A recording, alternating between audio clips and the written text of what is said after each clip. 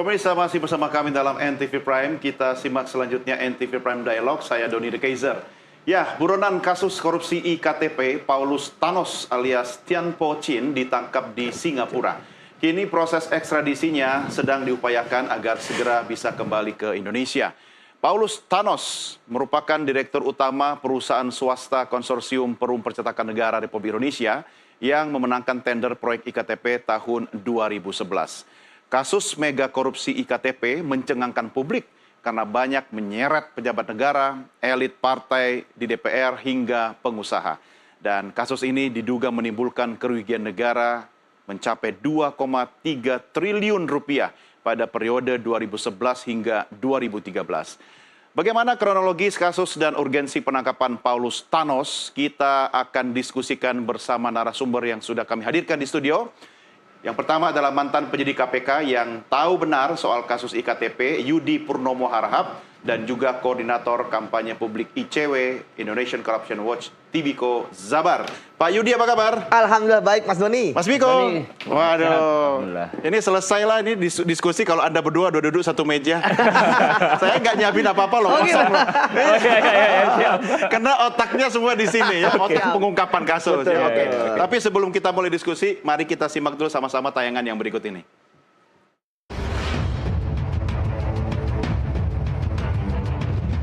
Komisi Pemberantasan Korupsi akhirnya menangkap tersangka kasus korupsi pengadaan IKTP Paulus Thanos yang buron sejak tahun 2021.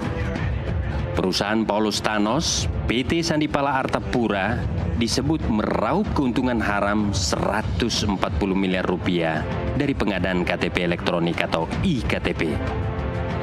Paulus Thanos ditangkap di Singapura dan sudah ditahan lewat perjanjian ekstradisi. Kini, KPK tengah berkoordinasi dengan Polri, Kejaksaan Agung, dan Kementerian Hukum untuk memboyongnya ke Indonesia. Benar ada proses ekstradisi untuk DPO tersangka perkara IKTP inisial PT. KPK saat ini bekerja sama dengan Kementerian Hukum, Kejaksaan, dan Polri untuk memenuhi syarat-syarat ekstradisi tersebut. Kita berharap syarat-syarat tersebut dalam waktu dekat dapat segera dipenuhi dan tersangka PT dapat dimintakan pertanggungjawabannya di perkara IKTP. Paulus Thanos merupakan direktur PT Sandipala Artapura yang masuk dalam konsorsium pemenang proyek IKTP bersama Percetakan Negara Republik Indonesia (PNRI). KPK menetapkan Thanos menjadi tersangka korupsi IKTP pada Agustus 2019.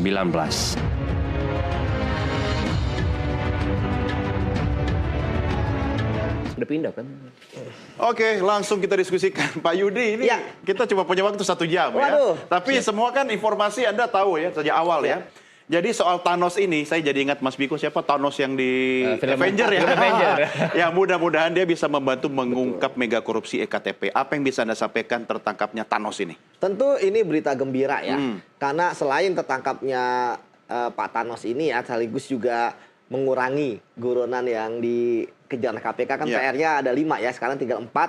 Namun ini juga bisa untuk membuka kotak Pandora. Ya, saya melihat kan ada stuck ya terkait dengan penyidikan KPK saat ini ya, sehingga kemudian ke depan itu akan semakin terang ya, terutama apa? Terutama terkait dengan aliran dana dari IKTP ke siapa aja. Kita tahu bahwa dari proyek yang 5,9 triliun Mas Doni, itu kan kerugian negara tadi sudah Mas Doni sampaikan 2,3 triliun. Itu Ngeri kan ya. uang semua ya, Iya. nggak ada daunnya. Iya. Nah, kan? Uang kita wajib pajak Uang gitu. kita. Makanya KPK berkewajiban untuk menelusuri ya siapa saja yang menerima. Kalau kita berkaca dari siapa saja yang sudah menjadi tersangka dalam kasus korupsi, setidaknya saya melihat ada 4 klaster ya. Oke. Oke, klaster yang pertama itu memang birokrasinya, ya. Klaster yang kedua adalah pengusaha. Ya.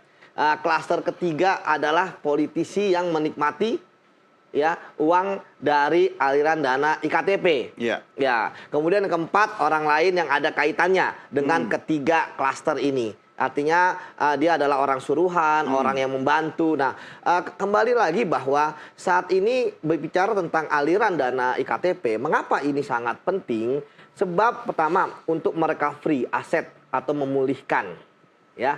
Kemudian kedua, siapa yang bertanggung jawab dan telah menikmati uang hasil dari IKTP yang kita tahu kan dulu kita sulit sekali mendapatkan IKTP gitu ya, sampai antri-antri malam-malam ya.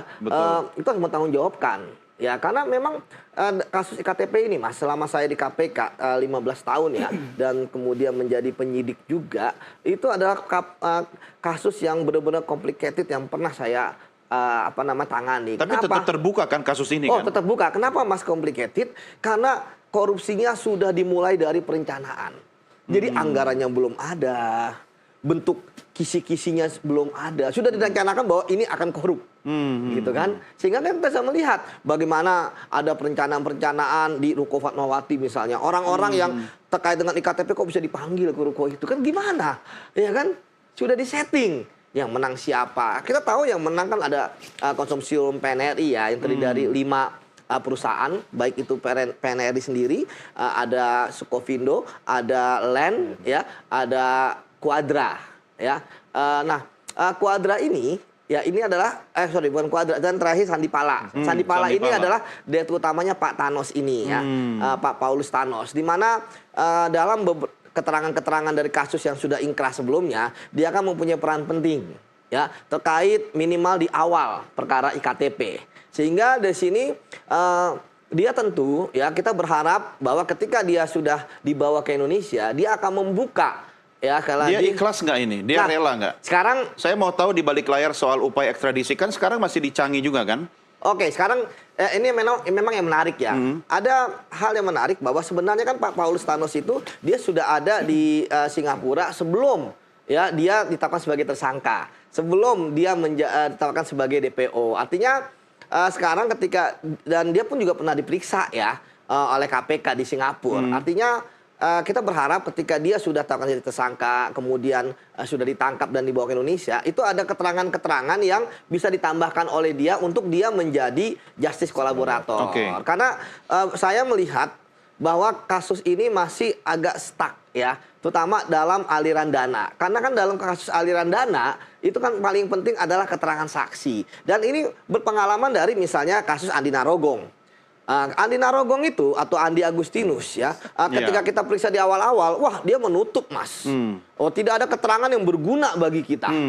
Iyalah, karena kan dia gitu tahu kan. Thanosnya lagi kabur. Iya, nah kemudian sekarang udah berubah. Ya, kemudian ketika dia diberikan justice kolaborator, ya, ternyata keterangannya bagus. Tapi ya belum banyak ya. Makanya saya melihat dari semua orang itu ditambah dengan Thanos akan makin banyak informasi yang bisa mengerucut, ya. Betul, karena kita tahu kan awalnya kan kasus ini kan salah satunya kan dari Nazarudin. Iya. Ya kan, yang dimana dia nggak omon-omon ya, langsung menyampaikan yang nerima aliran dana IKTP A, B, C, D. Ya kan, nggak ada dia yang kemudian mengatakan, oh nanti akan dibuka, nanti enggak. Berapa langsung. tahun ya? Wah, seperti 15 itu. Tahun lebih ya? Iya udah. Enggak lah. 12 tahun. Ya 2012 nih udah 12 tahun, 13 tahun. Iya, zaman saya juga masih liputan itu. Oh gitu, liputan. Iya. Oh ya, waktu itu meliput juga Mas. Nah, sebenarnya gini, Mas Biko, ini kan seperti kata Pak Yudi tadi, ini bisa membantu membuka kotak Pandora. Tapi ada pihak-pihak, misalnya tadi disebutkan ada 4. Saya fokus ke 3, birokrat, pengusaha, politisi. Ini kan sekarang lagi masuk angin dan gemeter ini kan. Menurut Anda, membuka kotak Pandora ini akan menyelesaikan masalah, atau kalau melibatkan politisi, menciptakan masalah-masalah baru sebagai posisi tawar? Justru ini yang menjadi tantangan bagi KPK baru. Kenapa? Karena kasus IKTP ini adalah satu dari 15 atau 14 perkara yang menjadi pekerjaan rumah KPK periode Firly.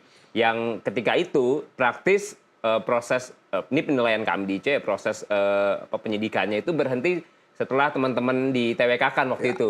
Saya ingat betul gitu ya, tiba-tiba nggak ada kabar nih ke penuntasan kasus IKTP. Padahal Mas Doni itu tadi ya ada nyanyian Nazarudin. Ada fakta persidangan yang menyebutkan nyanyiannya merdu sekali, lengkap loh datanya. Kurang apa gitu. Nah, itu soal penerima aliran dana, uang-uang orang-orang yang juga menerima anggota DPR pada saat itu. Sampai kalau teman-teman ingat ada waktu itu sempat ada hak angket DPR untuk meminta informasi hasil pemeriksaan Miriam S. Haryani. Ini terkait kasus IKTP juga. Artinya apa? Kasus ini dimensi politiknya kuat. Iya. Benar tadi yang disampaikan oleh Mas Yudi, dimensinya itu kalau pertama kali kasus ini ditetapkan adalah dimensi eksekutif ya.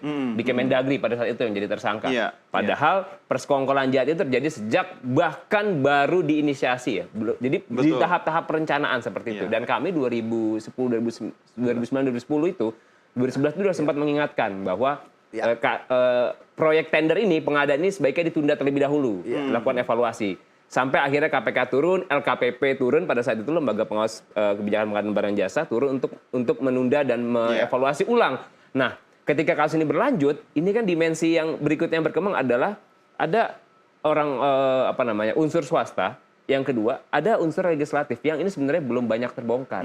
Yang kemarin ini stop. Ketika tadi ditanyakan apakah ini bisa jadi bargain politik atau ini akan bola liar, itu tadi yang kita bilang keraguan publik selama ini, Mas Doni. Berarti kuat-kuatan dong ya. KPK apakah kuat sekarang ini atau akan jadi korban dimensi politik karena para elit-elit politik dan legislatif yang ada di situ? Ya itu tidak menutup kemungkinan. Tapi ketika kita bicara batu ujinya KPK periode ini yang kedua ya setelah kemarin HK ditetapkan sebagai tersangka, lalu kemudian ada lembaran baru untuk penuntasan kasus korupsi IKTP ini ya saya kira ini patut kita kawal. Dan ini sekali lagi kalau kita bicara kasus korupsi yang berdimensi politik, kita lihat bagaimana eskalasi yang berkembang. Apakah ini akan berhenti pada tadi Thanos kemudian ditemukan sudah ditangkap gitu walaupun masih di sana, apakah kemudian akan berlanjut ke pemeriksaan berikutnya gitu. Ada opsi-opsi sebetulnya yang bisa digunakan tadi soal peluang justice kolaborator gitu untuk membongkar bagaimana skandal kasus ini, dan prinsip follow the money itu atau ikuti aliran uangnya dan penelusuran aset ini menjadi sangat penting, apalagi di kasus korupsi yang berdimensi pengadaan barang dan jasa yang mana 60% kalau dari catatan ICW itu selalu terjadi di sektor tersebut. Ini kerap melibatkan dua pihak, jadi antara pihak penyedia dan juga pihak pemerintah atau yang pemberi pemberi proyek seperti itu. Nah, ini yang kemudian sebetulnya kalau kita lihat kasus ini tidak berdiri sendiri, ada pihak lain yang sebenarnya bisa terlibat. Hati-hati loh ngomong begini. Ditandain loh rumahnya. Oke.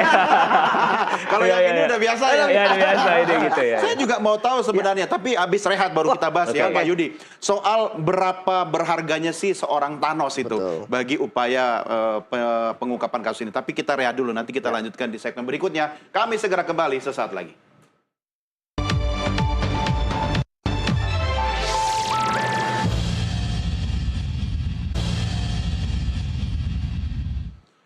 Kita lanjutkan diskusi kita pemirsa sambil menunggu kepulangan Paulus Thanos.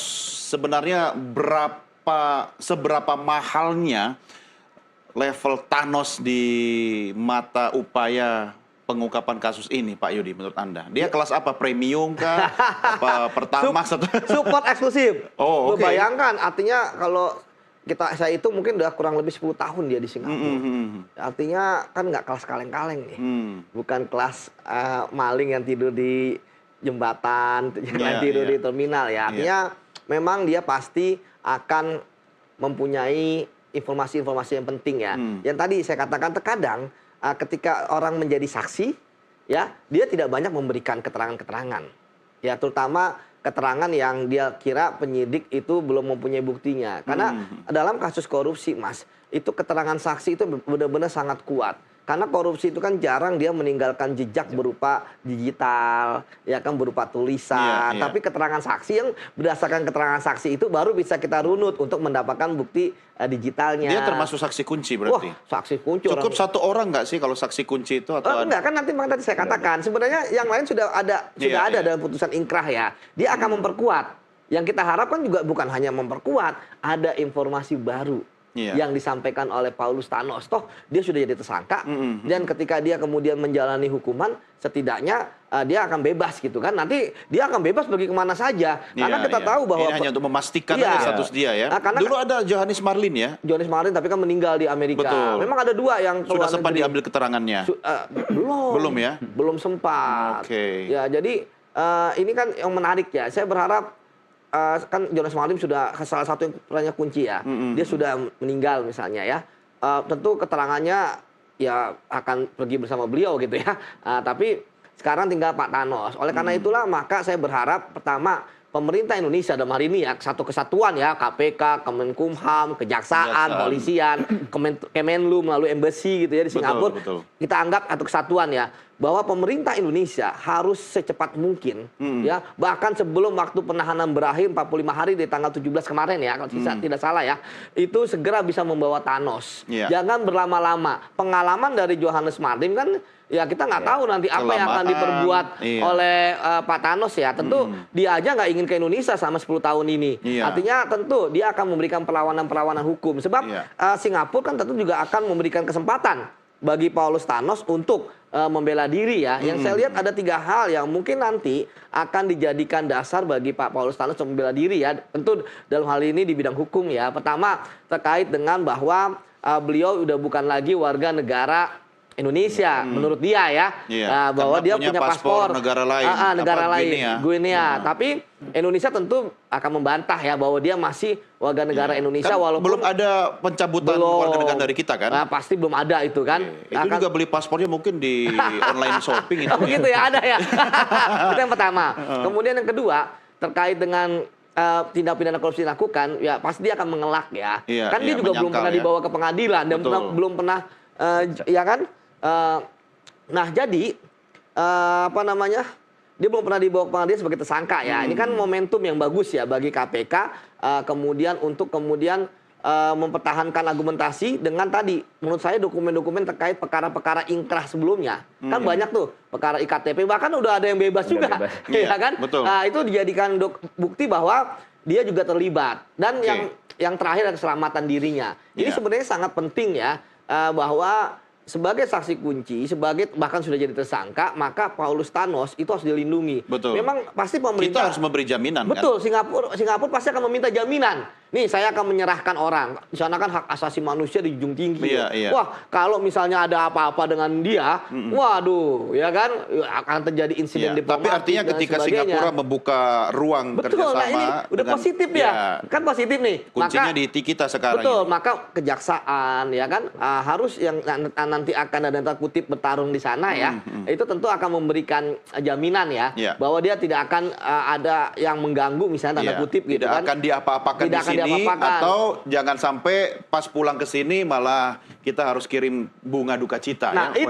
Makanya itu jangan, kan pasti concern dia kan. Kasarnya jangan sampai ada selayang butbun ya kan, dari Paulus Thanos itu. Itu yang apa namanya jatuh gitulah. Kita coba ini lagi flashback soal kasus ini Mas Biko ya. Kita lihat grafis berikut ini pemirsa. Nah, ini kalau bicara kronologi kasus IKTP, ini flashback 2011 luar biasa. Saya seperti deja vu ya. Dan memang belum beres ya. Sampai jam 2 pagi, jam 3 pagi ingat nggak? Iya kan sidangnya. Sekarang mana ada yang begitu. Iya, luar biasa. Tapi karena memang ini menyedot uang yang luar biasa ya besarnya ya. Desember 2011 KPPU menyatakan ada persekongkolan dan menghukum PNRI denda 20 miliar. Kemudian Astragrafia ya 4 miliar. Oke, kita lihat lagi kronologis berikutnya. Ini akal-akalan nih. Iya, ini drama ya. Drama ya. Maret 2013, kemudian Pengadilan Negeri Jakarta Pusat mengabulkan gugatan PNRI dan KPPU mengajukan kasasi. Kemudian di bulan Agustus, Nazarudin. Wah, ini yang dramanya cukup panjang Bang Dini. Dia mengungkapkan banyak sekali nama-nama aliran dana pengadaan IKTP ke sejumlah nama elit politik di DPR ya. Lanjut. Kemudian di tahun 2016 KPK menetapkan sejumlah tersangka. Sugiharto resmi ditahan, kemudian 200 orang saksi diperiksa, diantaranya Setia Novanto, Ganjar Pranowo, Markus Nari, dan Khairuman Harahap. Lanjut pemirsa, kemudian pada tahun 2017, sidang ke-7 ada pengakuan dari anggota tim teknis Kemdagri tentang pembagian uang. Nah, ini tadi sempat Anda katakan juga ya, Pak Yudi. Nah, ini yang tadi sempat kita diskusikan, Johannes Marlim, salah seorang saksi kunci di tahun 2017, meninggal dunia di Amerika Serikat. Masih ada? Satu lagi, kita lihat di tahun 2019, Paulus Thanos bersama 3 lainnya ditetapkan sebagai tersangka, yaitu Miriam Haryani, Isnu Edi Wijaya, dan Husni Fahmi.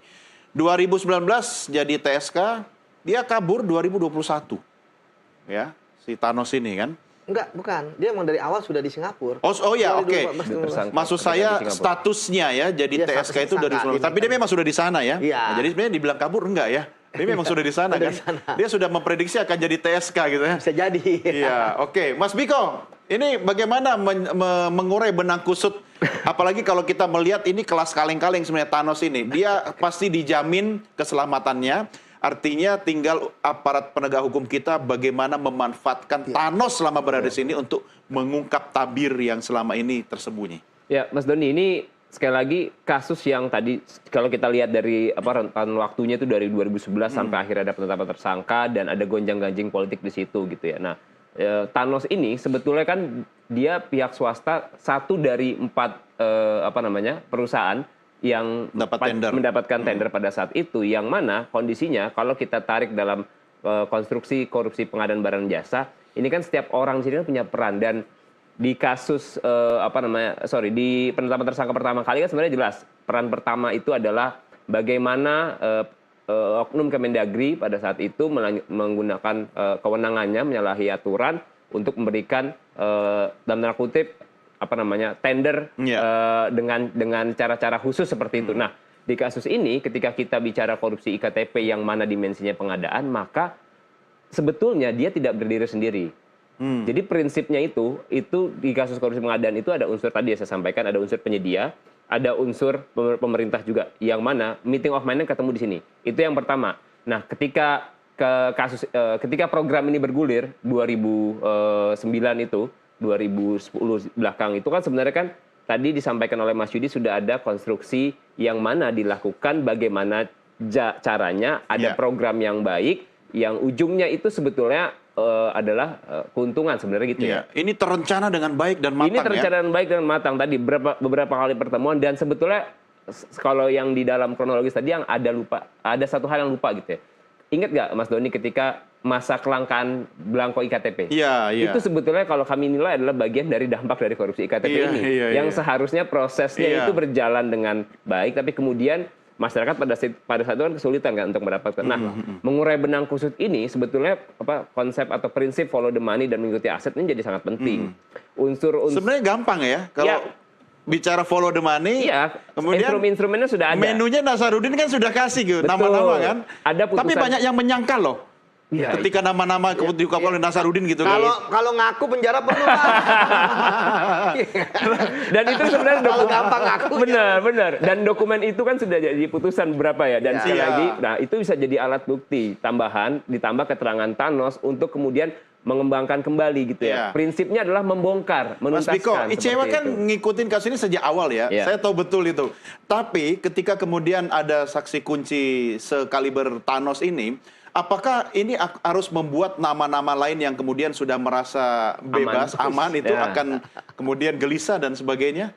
Kalau ini membuat mereka gelisah berarti ada yang salah nih gitu kan. Enggak, saya bicara dimensi politiknya. Karena nanti kalau dimensi politiknya sangat besar, yang diserang nanti institusi penegak hukumnya. Iya kan? Melalui kekuatan politik. Betul, padahal kan prinsipnya kan ini kan penegakan hukum ya. Tadi proses penangkapan ini sudah disampaikan oleh Mas Yudi sudah lama gitu ya. Ketika kita bicara penegakan hukum, maka sebetulnya aspek-aspek politis ini harus kita singkirkan gitu ya. Apa bisa di Indonesia seperti itu? Itu yang kemudian menjadi catatan. Karena begini Pak Yudi, soal keamanan kan yang concern utamanya Thanos juga kan. Nah, ketika aspek dimensi politik kemudian lebih besar pengaruhnya dibanding upaya penegakan hukum, saya khawatir keselamatan dia di sini. Satu, dan juga mengaburkan substansi hukum itu tadi. Jangan-jangan orang tertarik. Ingat nggak sekali lagi kasus hak angket DPR yang membuat teman-teman di KPK. Ini masih ada orang yang gitu. Masih ada orang yang saksi hidup gitu. Bagaimana akhirnya kita teralihkan pada konstruksi kasus yang sebetulnya itu harusnya diungkap pada saat itu. Gimana mereka berbondong-bondong ada hak angket ke KPK, ya itu yang kemudian menjadi masalah. Tapi apa yang membuat akhirnya Thanos itu mau? Ya, saya pikir sekarang udah nothing tulus ya bagi Pak Thanos ini ya. Kita tahu bahwa sebenarnya udah sepuh maksudnya? Sudah sepuh dan kemudian ya bukan sepuh ya, artinya dia harus memberikan keterangan yang benar gitu ya demi kepentingannya sendiri. Iya. Kita bicara lagi tadi terkait dengan iktp, ini kan saya katakan memang kasus ini penuh dengan dramaturgi ya. Termasuk kita tahu ketika Miriam, Ngomongnya hati-hati sekali.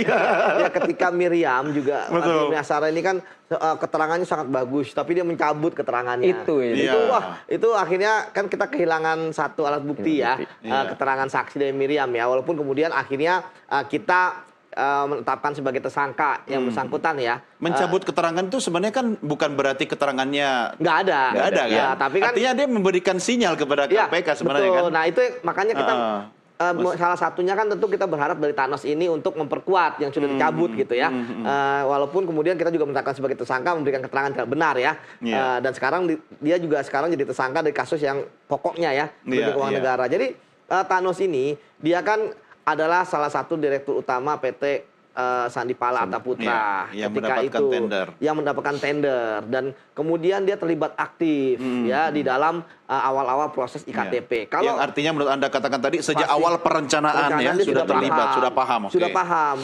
Kita tahu bahwa kenapa harus dijaga keselamatan? Ya tadi saya katakan Miriam pencabut keterangan. Kemudian Johannes Marlim tadi sudah tidak ada, sudah meninggal. Nah, sekarang saksi-saksi yang lain pun itu kan semua sudah saya pikir sudah nggak ada saksi baru lah ya untuk memberikan keterangan terkait dengan perkara iktp. Ya artinya sekarang tinggal Paulus Thanos ini.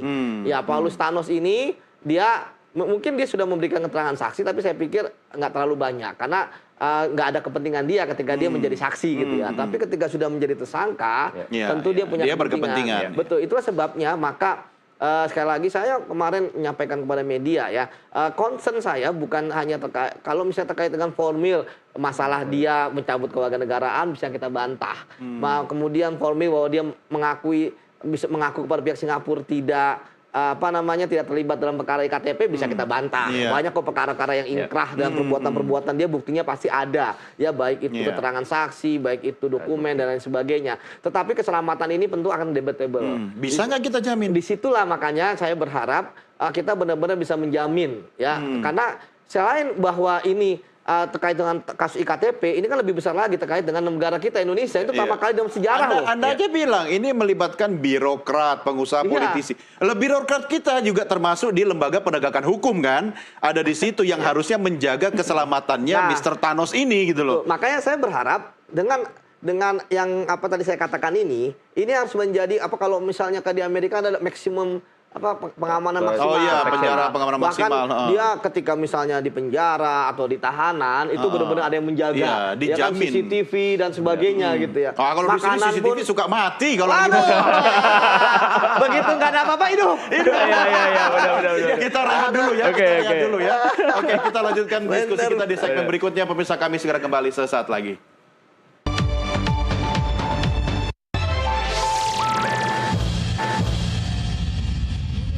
Online ya. Dari Singapura. Kita lanjutkan diskusi kita pemirsa. Mas Biko, kalau ketemu Thanos seharusnya apa yang paling penting kita gali dari dia agar ini bukan menjadi ya oke lah kotak Pandora terbuka pasti akan menyeret banyak nama lain, tapi paling tidak kasusnya bisa cepat tuntas. Konstruksi bagaimana proses perencanaan iktp ini Dari awal? hingga akhirnya penganggaran. Ya, konstruksi perencanaan dan Oh, oke. penganggaran. Karena kan ini kan melibatkan tadi ya, Iya. ada unsur Siapa yang terlibat eksekutif, gitu. ada Oh. unsur legislatif dan juga ada swasta. Otaknya Nah, ya. karena prosesnya ini sudah dalam tanda kutip direkayasa di awal, maka sebetulnya kan kalau kita bisa lihat sebenarnya di fakta persidangan ya, tapi ini kan menjadi keterangan penguat gitu ketika kalau misalkan benar nggak nih si politisi A dari partai ini terlibat seperti itu. Nah, ini yang kemudian bisa dicek gitu. Kemarin Pak Thanos ini Bapak mengetahui atau tidak atau bahkan turut serta menyarankan atau bahkan membiayai adanya sejumlah uang ke pihak A, ke pihak B atau ke pihak-pihak lain yang sebetulnya itu kan dalam konteks memastikan iktp versi mereka itu berjalan. Ya, artinya nama-nama yang kemudian sudah merasa clear itu bisa saja berubah betul. atau Bisa ada nama baru. Itu tidak menutup kemungkinan, Mas Doni. Karena nama-nama yang kemarin sempat dipanggil, ada fakta persidangan, ada putusannya juga, itu bisa lagi dipanggil lagi atau untuk kebutuhan penyidikan. Dan satu lagi sebetulnya, ada dimensi yang ini patut juga didalami soal bagaimana upaya pengamanan kasus gitu ya. Pertanyaannya kan adalah ini kasus ya terlepas tadi ya selesai ketika teman-teman di TWK-kan gitu ya teman KPK terus kemudian ini kok sempat berhenti nih. Apakah memang berhenti tidak ada yang menangani atau jangan-jangan ada campur tangan pihak lain yang sebetulnya itu kan sangat disayangkan dan itu yang kemudian harus dikritisi. Artinya potensi soal pengamanan perkara lalu kemudian upaya menghalang-halangi proses penyidikan ini juga sebenarnya di peluang gitu ya. Tadi sebenarnya saya kira ketika ada paspor atas nama negara lain itu juga sebenarnya patut ditelusuri gitu nih ada apa nih ketika dia mencoba untuk memiliki paspor negara lain apakah yang penting ke warga negara Indonesianya belum dicabut itu yang jadi poin tadi Mas Yudi sampaikan. Jadi artinya masih bisa tetap dilanjutkan prosesnya dan dalam konstruksi ini aparat penegak hukum sebetulnya harus segera memproses supaya tadi tapi Anda katakan Mas Piko kan sempat agak vakum ya selama kurun waktu berapa lama. Maksudnya selama masa itu apakah misalnya ada alat bukti yang kemudian sudah tidak relevan atau penghilangan barang bukti dan sebagainya itu bisa kita mulai lagi dari nol atau gimana? Nah itu yang kemudian menjadi kekhawatiran kemarin makanya yang perlu dicek sebetulnya begini ya maksudnya ini kan KPK terakhir kan KPK periode Firly ya yang periode yang sangat unik gitu ya atau periode kelam gitu ya. Nah, pertanyaannya ini barang-barang jangan-jangan sudah lenyap begitu aja gitu kan. Jadi itu kemudian perlu digali-gali lebih lanjut karena gitu barang-barang itu kalau direlate dengan keterangan Thanos pasti kan sangat berharga informasinya. Tapi kalau di sini bunyi, di sana bukti nggak ada, itu dia makanya. Nol lagi dong. Itu dia yang kemudian makanya kita berharap sih ini tidak nol lagi karena sudah ada proses persidangan, sudah ada vonis gitu yang dijatuhkan dan itu kan sebenarnya kan bukti-bukti pendukung ya dari persidangan. Bagaimana mengantisipasi hal itu biar nanti dia tidak balik ke titik nol begitu? Kalau saya yakin bahwa ini nggak balik ke titik nol ya. Apa dasarnya Anda yakin sekali? Saya yakin teman-teman saya itu akan menjaga integritas ya, akan menjaga integritas bukti-bukti yang ada. Itu yang pertama. Kemudian yang kedua kan perkara ini sebenarnya kan sudah banyak yang punya kekuatan hukum tetap ya. Dari mulai perkaranya Pak Sugiharto ya, terus kemudian terakhir kemarin Isnu Edy ke konsorsium PNRI sama Husni Fahmi. Betul. Artinya sebenarnya tadi saya katakan nggak banyak kok bukti-bukti baru yang bisa didapatkan lagi. Itu semuanya sudah terkumpul di sana semua. Nah sekarang yang ingin didapatkan dari bukti baru adalah informasi Paulus Thanos. Kan itu. Menurut Anda yang paling penting apa sih? Thanos ini kita butuh informasinya soal apa? Soal tadi konstruksi kasus ini sejak awal. Ada 3 hal. Yang pertama mengenai perusahaannya kan menikmati 140 miliar. Ya, itu kenapa dia yang ditunjuk perusahaannya? Itu pertama. Ya kan 144 miliar itu. Apakah 144 miliar itu kemana alirannya? Apakah hanya dinikmati perusahaannya atau dia juga menyerahkan kepada yang lain? Atau kemudian yang kedua, ketika dia terlibat di dalam awal-awal. Nah ini kan sangat penting. Sebenarnya siapakah otak ya di balik kasus IKTP ini yang kemudian kita tahu mulai pas dari awal sampai akhir itu banyak sekali kesalahan-kesalahan administrasi dan lain sebagainya yang kemudian memang dikondisikan. Ya karena dikondisikan. Jadi banyak temuan-temuan lah yang menjadi perbuatan melawan hukumnya. Dan kemudian yang terakhir dan juga yang paling penting ya bahwa informasi dari Thanos ini ya ketika dia sudah menjadi tersangka itu tentu akan juga membuka ya keterkaitan dia dengan 5 orang direktur utama konsorsium yang lain. Kita tahu bahwa yang sudah kena kan konsorsium PNRI, ya kan, kemudian Quadra, Anang dan ini yang terakhir Pak Paulus Thanos itu. Nah kita tidak tutup kemungkinan ketika yang lain ya dari keterangannya Pak Thanos bisa juga akan membuka karena memang ketika terkait dengan PNRI ya, terkait dengan perkara IKTP ini, itu memang lebih banyak keterangan dari keterangan saksi yang mengatakan secara jujur.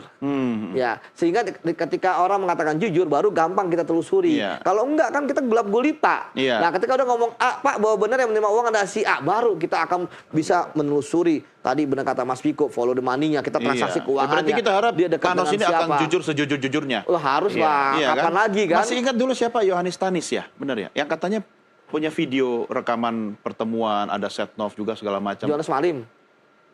Iya. Johannes Marlim kan sudah meninggal. Ya, tapi itu video nggak ada ya? Nah, videonya kita belum tahu ya, ada di mana gitu kan. Ya memang itu saya bilang tadi. Bukan di Rusia kan?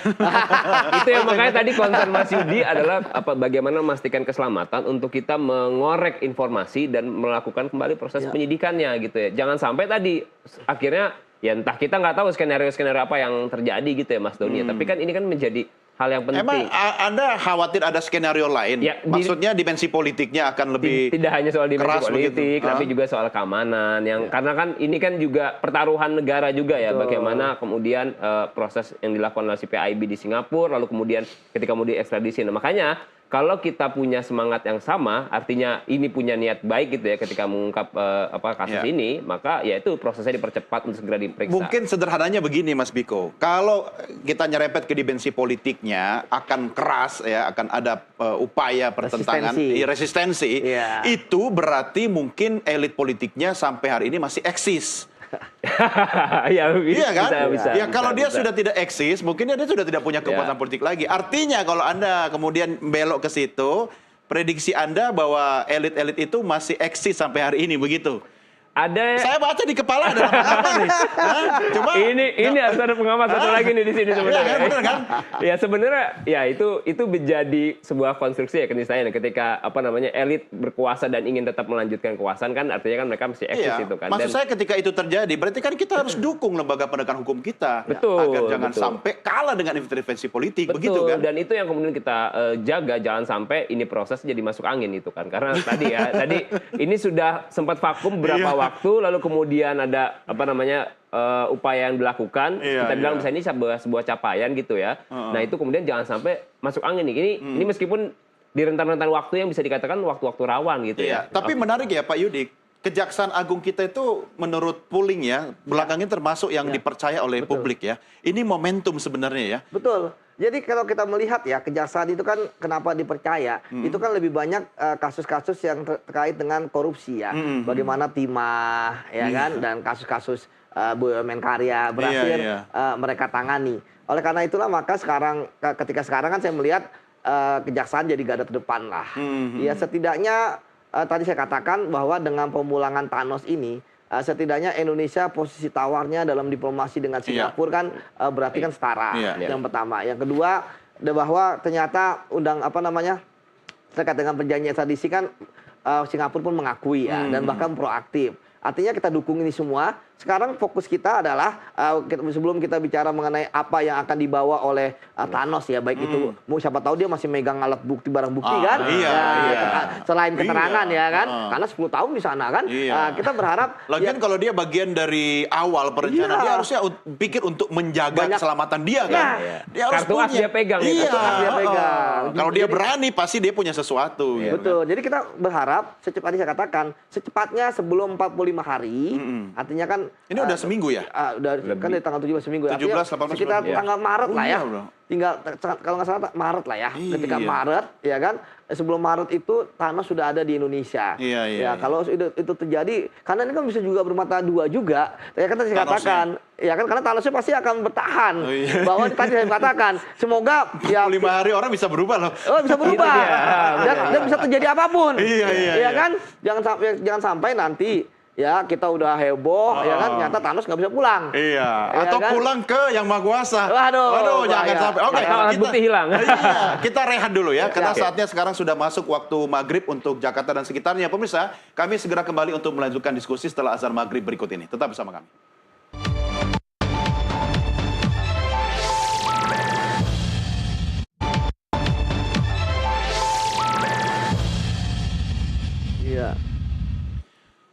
Selamat menunaikan ibadah sholat maghrib bagi Anda yang berada di Jakarta dan sekitarnya. Kita tinggal menyisakan beberapa saat lagi nih, Bapak-Bapak sekalian, untuk mengungkap kasus IKTP.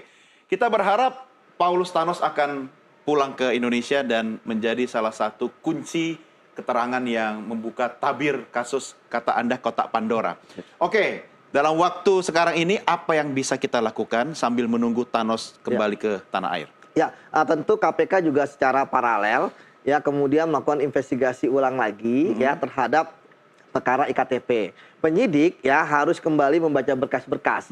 Apakah ada calon-calon tersangka baru yang bisa untuk Tersangka dinaikkan kembali ya, Ngeri. ya kan dengan tadi dengan adanya keterangan ataupun apapun yang hipotesisnya akan didapatkan dari Paulus Thanos. Iya, iya, Ya, iya. dengan seperti itu karena kan ada dua hal ya. Pertama kan belum semua pelaku yang terlibat mempertanggungjawabkan perbuatannya ya di pengadilan. Artinya nama-nama lama juga masih bisa diundang masih bisa lagi diulang ya? lagi, itu yang pertama. Harus periksa lagi mereka ya, jangan takut gitu kan. Penyidik politik ya silakan politik. Penegakan hukum adalah murni penegakan hukum. Ketika dikatakan ini politis sebagai udah biasa kok. Kemarin juga ketika menetapkan tersangka Pak Hasto dibilang politisasi dan sebagainya itu KPK on the right track gitu kan. Iya, Nah, iya. kemudian yang kedua, kita ingat bahwa pengembalian kerugian negara kan masih kecil ya. Masih belum sampai triliunan gitu ya, dari kerugian negara 2,2 triliun. Itulah yang harus dikejar. Jadi mengejar orang-orang yang bertanggung jawab dan mengejar aset-aset korupsi kemanapun mereka kemanapun dananya mengalir. Ya, artinya profesionalitas lembaga penegak hukum kita di sini sedang diuji ya. Betul, diuji. Ya, ujiannya sebenarnya kepada pengungkapan kasus ini atau soal kredibilitas kita antar negara misalnya dengan Singapura yang akan memulangkan Thanos ke Indonesia atau seperti apa? Ya kalau masalah dua negara, saya pikir dua negara ini akan mempunyai kompromi tersendiri lah. Ya kan, karena kan dua negara besar ini ya itu tentu akan mempunyai banyak-banyak pertimbangan ya. Artinya ada kompromi di mana, kemudian mendapatkan mediasi di mana. Tapi kembali lagi bagi saya bahwa tentu dengan Singapura ketika kemarin berani untuk membuat perjanjian ekstradisi dan kemudian dibuktikan pada minggu-minggu ini dengan menangkap Paulus Thanos, setidaknya harapan ke depan ya Singapura udah tidak menjadi titik pelarian bagi para koruptor kakap di Indonesia, itu akan terwujud sehingga tentu mereka akan mencari negara yang lain. Ya itu salah satunya Guinea itu. Ini gimana nih Mas Biko? Iya, kalau bicara kasus ini ya tadi ya, membuka kotak Pandora, lembaran baru proses penyidikan kasus korupsi IKTP atau KTP elektronik gitu ya. Pertama tadi sudah ada banyak terpidana atau bahkan pihak-pihak yang dihukum dalam perkara ini gitu. Nah, yang kedua tadi sempat disampaikan, karena ini peristiwa yang dimensi politiknya cukup kuat dan banyak dugaannya itu ada melibatkan elit politik, maka sebetulnya informasi yang pernah waktu itu dicabut oleh itu sebenarnya bisa dijadikan alat dibuka bukti. lagi. Bisa dibuka Berarti lagi. ada mantan terpidana, ada calon terpidana nih. Tapi itu peluang-peluang yang sebenarnya ada, Mas Doni. Kenapa? Karena kan kalau konteks penyidikan kan sebenarnya kan segala informasi ataupun keterangan saksi itu kan harusnya bisa diangkat. Termasuk juga orang yang kemudian sudah bebas dan lain itu sah-sah saja menurut aturan selama prosesnya sesuai dengan ketentuan dan menjamin profesionalisme penegak hukum itu serta akuntabilitas itu bisa terjaga. Supaya apa? Supaya tadi ya menghindari proses-proses yang memang ini berpotensi diintervensi atau apapun itu. Tapi saya kira ketika kita bicara penegakan hukum hari ini ya tentu yang patut dipastikan oleh publik adalah penegak hukum ya penegak hukum gitu ya. Jangan tidak ada urusan-urusan politik nih ya. Nah ini yang juga perlu dipastikan dan perlu diwaspadai nih hari ini gitu ya. Jangan sampai kejadian tahun 2017, 2018 itu terulang gitu ya. Bagaimana kemudian anasir-anasir terjadi sampai akhirnya bergejolak dan akhirnya kita lupa dengan kasus utama. Itu yang kedua. Dan yang ketiga sebetulnya karena ini kasus mega korupsi waktu itu ya, sebelum banyak kasus korupsi yang sekarang mega lainnya ya, pada saat itu ada 2,3 triliun.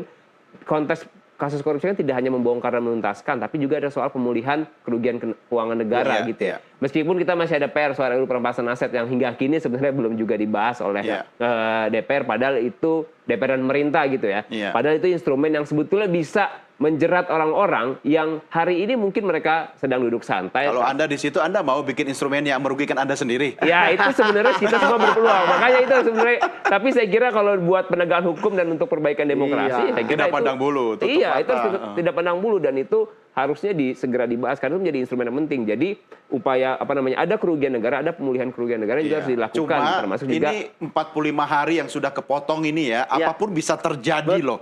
Ya, bagaimana meyakinkan semua pihak ya bahwa ini akan baik-baik saja sampai Thanos bisa kita mintai keterangan. Betul. Ya sekali lagi kita nggak tahu apa yang terjadi di dalam prosedur ya pemulangan Paulus Thanos karena kan ada di ruang gelapnya mereka gitu ya. Tapi ya kita berharap semua lancar, itu yang sangat penting gitu ya. Saya berharap juga Pak Paulus Thanos secara ikhlas gitu kan tanpa memberikan perlawanan hukum yang tadi saya sampaikan gitu ya kembali ke Indonesia. Saya pikir komitmen dan tanggung jawab pemerintah Indonesia jelas kok. Apalagi ini yang memulangkan ekstradisi adalah Singapura. Tentu resiko yang harus dihadapi ketika terjadi apa-apa dengan Pak Thanos ya tentu akan sangat berat ya yang harus ditanggung konsekuensinya ya. Tapi saya yakinlah bahwa dengan hubungan baik bilateral antara dua negara ya artinya tentu Pak Paulus Thanos akan mudah untuk dibawa ke Indonesia. Atau selama ini juga Pak Paulus Thanos kan kooperatif lah dengan pihak KPK ya. Sehingga kemudian Pak Paulus Thanos juga mungkin sudah mengkaji ya hukuman-hukuman bagi para pelaku perkara IKTP kan juga nggak begitu besar gitu ya. Artinya tentu dan sekarang udah dapat remisi juga lagi kan walaupun nggak justice kolaborator. Artinya ketika dia pulang kemudian memberikan keterangan dan menyelesaikan masa hukumannya, dia bisa kembali lagi melanjutkan hidupnya untuk pergi kemanapun gitu kan tanpa ada kendala bahwa dia adalah buronan, bahwa dia ada tersangka, bahwa dia untuk dia sendiri juga bagus. Betul. Cuma kan Anda berdua masih percaya pada institusi penegakan hukum kita kan? Wah, percaya dong. Institusi. Cuma Mas Biko, kita kan tidak tahu di dalam institusi itu mungkin ada orang-orang yang masuk angin atau yang nakal. Ya kita tidak harapkan ya. Itu yang kita tidak harapkan. Dan artinya apa? Profesionalisme tadi saya bilang proses penyidikan yang akuntabel dan transparan menjadi sangat penting gitu ya. Masyarakat tuh tidak butuh soal isinya, itu kan bagian dari informasi penyidikan yang tertutup, tapi bagaimana perkembangannya itu kan benar harus dikabarkan terus-menerus dan itu bagian dari informasi publik. Soalnya Kim Jong Un aja bisa kirim orang ya untuk menghabisi saudaranya sendiri di bandara Malaysia Kuala Lumpur gitu kan. Iya kan? Nah, oke lah, kita tidak berharap itu terjadi karena kita butuh Thanos untuk membuka jadi terang-benderang ya. Keterangan yang bersangkutan dan alat bukti itu juga jadi sangat penting. Itu dari perspektif kita, tapi dari yang gelisah sekarang ini masih punya pendapat yang berbeda. Kita harapkan mereka juga ikhlas juga lah. Biar semua ikhlas gitu kan. Kita kawal sama-sama ya. Pak Yudi terima kasih, Mas Biko terima kasih ya. Sampai ketemu lagi dan pemirsa, kita akhiri sampai di sini diskusi kita dalam NTV Prime Dialog. Jangan kemana-mana, kami masih kembali dengan buletin dan berita lain serta dialog lainnya. Tetap bersama kami.